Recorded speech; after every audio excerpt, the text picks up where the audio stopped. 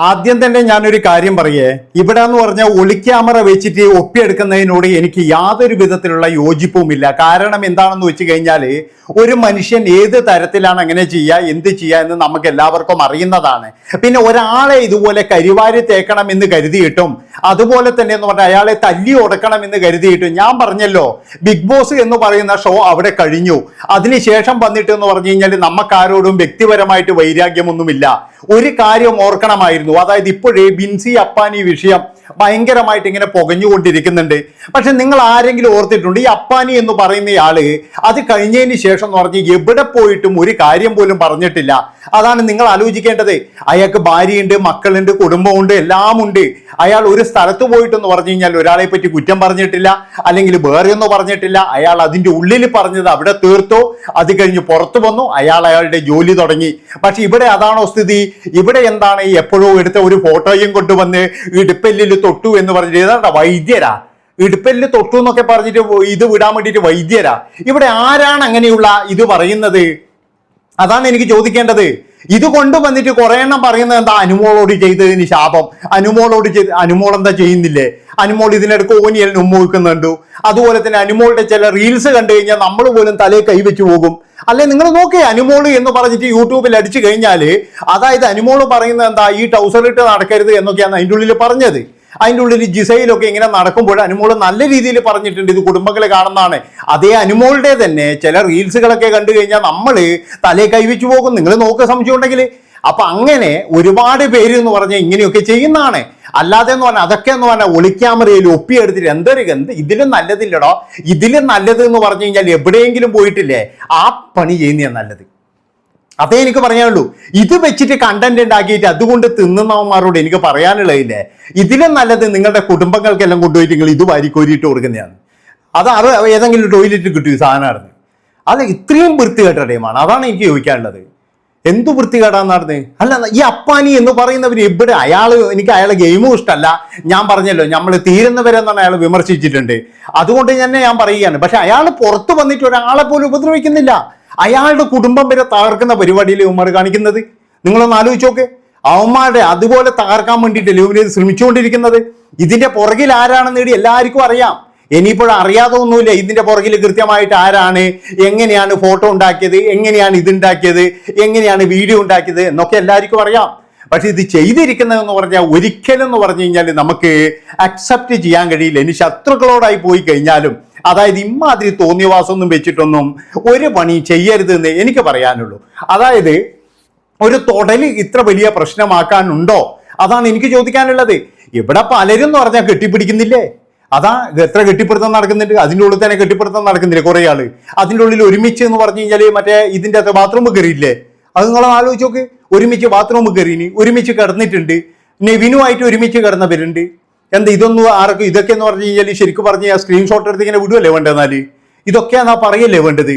അവിടെ എല്ലാവരും ചെയ്തിട്ടുണ്ട്. ഞാൻ പറഞ്ഞില്ല, അവിടെ എന്ന് പറഞ്ഞു കഴിഞ്ഞാൽ എനിക്ക് തോന്നുന്നത് വളരെയധികം മാന്യതയോട് കൂടിയിട്ട് വളരെയധികം നല്ല രീതിയിൽ പെരുമാറിയിരിക്കുന്നത് എന്ന് പറഞ്ഞു കഴിഞ്ഞാൽ കുറച്ച് ആൾക്കാർ മാത്രമേ ഉള്ളൂ.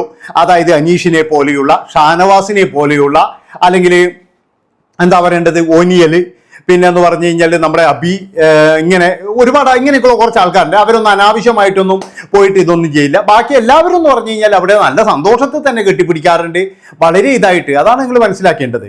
അപ്പോൾ ഞാൻ പറഞ്ഞു വരുന്നത് എന്താണെന്ന് വെച്ച് കഴിഞ്ഞാൽ ഇമാതിരി ഈ സാധനങ്ങൾ കൊണ്ടുവന്നിട്ട് അലക്കാൻ വേണ്ടിയിട്ട് നാണവും മാനവും ഉളുപ്പുമില്ല എന്ന് ചോദിക്കുന്നത്. ഏതാളെ ഫാൻസ് ആയാലും ശരി, അനുമോളുടെ ഫാൻസാണ് ഭയങ്കരമായിട്ട് ഇന്നിട്ട് എടുത്ത് ഭയങ്കരമായിട്ട് ഇതൊരു സംഭവം പോലെയാക്കി വിടുന്നത്. ഞാൻ പറയുന്നത് എവിടെ അനുമോൾ ഇപ്പൊ പറയുന്ന കാര്യങ്ങൾ, അതിൻ്റെ അകത്ത് പല കാര്യങ്ങളും എന്ന് പറഞ്ഞു കഴിഞ്ഞാൽ അന്ന് ഞാൻ നല്ല രീതിയിൽ ഭയങ്കരമായിട്ട് സപ്പോർട്ട് ചെയ്ത കാര്യങ്ങളാണ്. പക്ഷേ അത് കഴിഞ്ഞതിന് ശേഷം അനുമോള് ചെയ്യുന്നതായാലും മറ്റുള്ളവർ ചെയ്യുന്നതായാലും എല്ലാവരും ചെയ്യുന്നതായാലും ഒക്കെ എന്ന് പറഞ്ഞാൽ നമ്മൾ നോക്കണ്ടേ. അതായത് നമ്മൾ ഒരാളെ വിമർശിക്കുമ്പോൾ നമ്മൾ അതിന് യോഗ്യതയുള്ളവനാണോ, അല്ലെങ്കിൽ നമ്മൾ ഒരാളെ എന്തെങ്കിലും പറയുമ്പോൾ നമുക്ക് അതിനുള്ള യോഗ്യതയുണ്ടോ എന്ന് നമ്മൾ 4 വട്ടം നമ്മൾ ചിന്തിക്കണം. അല്ലാതെ നമ്മൾ എന്തെങ്കിലും പോയിട്ട് കണ്ടു എന്നൊക്കെ പറഞ്ഞിട്ട് ഇങ്ങനെ വിടുമ്പോൾ, അതായത് ഇതൊക്കെ എന്ന് പറഞ്ഞാൽ സോഷ്യൽ മീഡിയയിലൂടെ വിടുമ്പോൾ ഒരുപാട് കുടുംബങ്ങളെ ഇത് ബാധിക്കും എന്ന് വേണം പറയാൻ. അതായത് ഇപ്പം ഞാൻ നിങ്ങളോട് പറഞ്ഞല്ലോ, ഇപ്പം നമ്മുടെ സഹോദരിയാണ് അപ്പാനിയുടെ ഭാര്യ എങ്കിൽ നിങ്ങൾ ആലോചിച്ച് നോക്കട്ടെ. ആ പെൺകുട്ടി എവിടെയെങ്കിലും പറഞ്ഞിട്ടുണ്ടോ എൻ്റെ പിന്നെ ആരെങ്കിലും പറ്റി കുറ്റം പറഞ്ഞിട്ടുണ്ടോ? അപ്പാനിയുടെ ഭാര്യ പറഞ്ഞിട്ടില്ല, മക്കള് പറഞ്ഞിട്ടില്ല.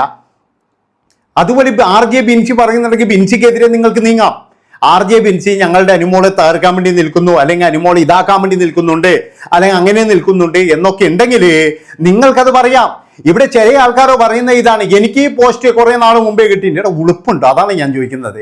ഇമാതിരി തീട്ട കേസൊക്കെ വെച്ചിട്ട് അലക്കാൻ വേണ്ടിയിട്ട് ഇത് AI യുഗമാണ്. ഇവിടെ എന്തും ഉണ്ടാക്കാവാണെങ്കിൽ നാളെ വേണമെങ്കിൽ നിങ്ങളതും ഉണ്ടാക്കാം ഇതേപോലെ. അത് നിങ്ങൾ മനസ്സിലാക്കിയത് AI യുഗമാണ്. എന്നിട്ട് ഇവന്മാരൊക്കെ പറയും ഈ ക്ലിപ്പിങ്ങും കൊണ്ട് എന്തൊരു അവസ്ഥ, ഇതൊക്കെ ചീപ്പാടാ ഇതൊക്കെ. ബിഗ് ബോസ് ചരിത്രത്തിൽ ഇതുപോലൊരു ചീപ്പായിട്ടുള്ളൊരു ഷോ ഞാൻ കണ്ടിട്ടില്ല. അതായത് ഷോ തന്നെ എന്ന് പറഞ്ഞാൽ മൊത്തത്തിലുള്ള ഉടായിപ്പാണ്. എന്താണെന്ന് വെച്ച് കഴിഞ്ഞാൽ ഈ പിന്നെ എന്താണ് PR കൊണ്ടുവന്നിട്ട് കപ്പ് കൊടുക്കുന്നത്. ഒരെണ്ണം പോലും ഇനി അടുത്ത പ്രാവശ്യം വോട്ട് ചെയ്യാൻ പാടില്ല എന്ന് ഞാൻ പറയുള്ളൂ. ആർക്കും വോട്ട് ചെയ്യണ്ട, വോട്ട് ഒരാൾ പോലും ചെയ്യണ്ട, പൈസയിലും ജയിച്ച് കയറിക്കോട്ടെ, നമ്മൾക്ക് ഷോ കാണാം, ഷോ നമുക്ക് കാണാം. അല്ലാതെ നമ്മൾ ഒരിക്കലും എന്ന് പറഞ്ഞു കഴിഞ്ഞാൽ വോട്ട് ചെയ്യാനോ ഇല്ലെങ്കിൽ റീചാർജ് ചെയ്യാനോ ഇല്ലെങ്കിൽ വോട്ട് പിടിക്കാനോ ഒന്നും പോകേണ്ട ആവശ്യമില്ല. കാരണം പൈസ ഇല്ലവൻ മാത്രമേ അവിടെ ജയിക്കുള്ളൂ. അതുകൊണ്ട് ഞാൻ പറയുകയാണ്, എൻ്റെ പ്രിയപ്പെട്ട പ്രേക്ഷകരെ, ഇമാതിരി തൂന്യവാസ പരിപാടിയൊന്നും ആയിട്ട് ആരും പോകരുത്. ഇതൊക്കെ വളരെയധികം ചീപ്പ് പരിപാടി തന്നെയാണ്. അതായത് നിങ്ങൾക്ക് ഞാൻ പറയുന്നത് എന്താണെന്ന് വെച്ചാൽ എങ്കേത് സാഹചര്യത്തിലാണ് തൊട്ടത്, എന്താണ് ഇതൊന്നും നമുക്കറിയില്ല. നമുക്ക് ഒരാളോട് ദേഷ്യമുണ്ട്, ശരിയാണ്. RJ പിന്നെ ബിൻസി എന്ന് പറഞ്ഞ് നമുക്ക് ആർക്കും അക്സെപ്റ്റ് ചെയ്യാൻ കഴിയില്ല. അവരുടെ തീരെ ശരിയല്ല, അവരെ എനിക്ക് ഇഷ്ടേയല്ല എന്ന് വിചാരിച്ചിട്ട് അവരെ എന്തെങ്കിലും ഒരു ഒളിക്കാമറി എടുത്തു പോയിട്ട് നോക്കി നിൽക്കേണ്ട സ്വഭാവമൊന്നും എനിക്കില്ല. അതുകൊണ്ടാണ് ഞാൻ ഇന്നലെ ഈ വീഡിയോ ഒഴിവാക്കിയത്. പിന്നെ എന്ന് പറഞ്ഞാൽ എൻ്റെ ഒരുപാട് സബ്സ്ക്രൈബർ ചോദിക്കുന്നുണ്ട്, ചേട്ടാ ഒന്ന് പ്രതികരിക്കൂ ചേട്ടാ, ഒന്ന് പ്രതികരിക്കൂ ചേട്ടാ എന്ന് പറഞ്ഞുകൊണ്ട് മാത്രമാണ് ഈ ഒരു വള്ളിക്കേസ് ഞാൻ എടുത്ത് പിടിക്കുന്നത്. അല്ലാതെ ഞാൻ ഒരിക്കലും പിടിക്കത്തില്ല. ഞാൻ പറഞ്ഞല്ലോ, ബിഗ് ബോസിലുള്ള പല ആൾക്കാരും കുലസ്ത്രീ കളിച്ചിട്ടുണ്ട്. ആ കുലസ്ത്രീകളുടെയൊക്കെ പഴയകാല റീലുകൾ കാണുമ്പോൾ നമുക്ക് ശരിക്കും പറഞ്ഞു കഴിഞ്ഞാൽ നമുക്ക് തന്നെ നാണക്കേടോ സംശയം ഉണ്ടാകും, ഇവരാണോടെ ഈ കുലസ്ത്രീ കളിച്ചത്. അതായത് എൻ്റെ അഭിപ്രായത്തിൽ എന്ന് പറഞ്ഞാൽ അവിടെ ഏറ്റവും നല്ല വ്യക്തി എന്ന് പറഞ്ഞാൽ ഞാൻ പറയാ ഒരേ ഒരാൾ മാത്രമേ ഉള്ളൂ. അതായത് ജിസയിൽ വളരെ മാന്യതയോട് കൂടിയിട്ട് വളരെയധികം നല്ല രീതിയിൽ അവിടെ നിന്നത് ജിസയിൽ മാത്രമേ ഉള്ളൂ എന്ന് ഞാൻ പറയുള്ളൂ. എനിക്ക് ഭയങ്കര ഇഷ്ടമാണ്. കാരണം വെച്ചാൽ കള്ളത്തിലുമില്ല, ഇതുമില്ല, ഒന്നുമില്ല. ബാക്കി പലരും എന്ന് പറഞ്ഞു കഴിഞ്ഞാൽ അവിടെ കുലസ്ത്രീയാകാൻ ശ്രമിച്ച് പുറത്ത് എന്ന് പറഞ്ഞ ടൗസർ ഡാൻസ് കളിക്കുന്നതിന് അവർക്ക് കുഴപ്പമില്ല.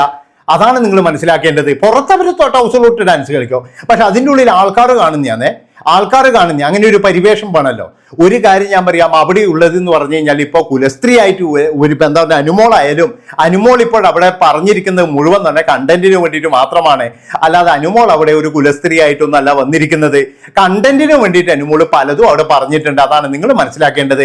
അതിന് അനുമോൾ ജയിക്കുകയും ചെയ്തു, അവർക്ക് കപ്പ് കിട്ടുകയും ചെയ്തു, അവർ പൈസയും കൊണ്ട് പോവുകയും ചെയ്തു. ഇപ്പൊ അവർക്ക് ആകെയുള്ള ഒരു തലവേദന എന്ന് പറഞ്ഞാൽ അവരുടെ ഫാൻസിനെ കൊണ്ടാണ്.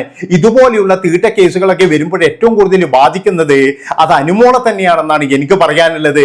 അതുകൊണ്ട് തന്നെ എന്ന് പറഞ്ഞാൽ അനുമോൾ ഒന്നുകിലും എന്ന് പറഞ്ഞാൽ ഇവറ്റുകളെ അടിച്ചു ഓടിക്കണം, ഇല്ലെങ്കിൽ ഇവറ്റുകളുമായിട്ട് ഒരു ബന്ധവും ഇല്ല എന്ന് പറയണം. ഇല്ലെങ്കിൽ നിങ്ങളുടെ ഗതി എന്ന് പറഞ്ഞു കഴിഞ്ഞാൽ മറ്റു പലരുടേതായിരിക്കും.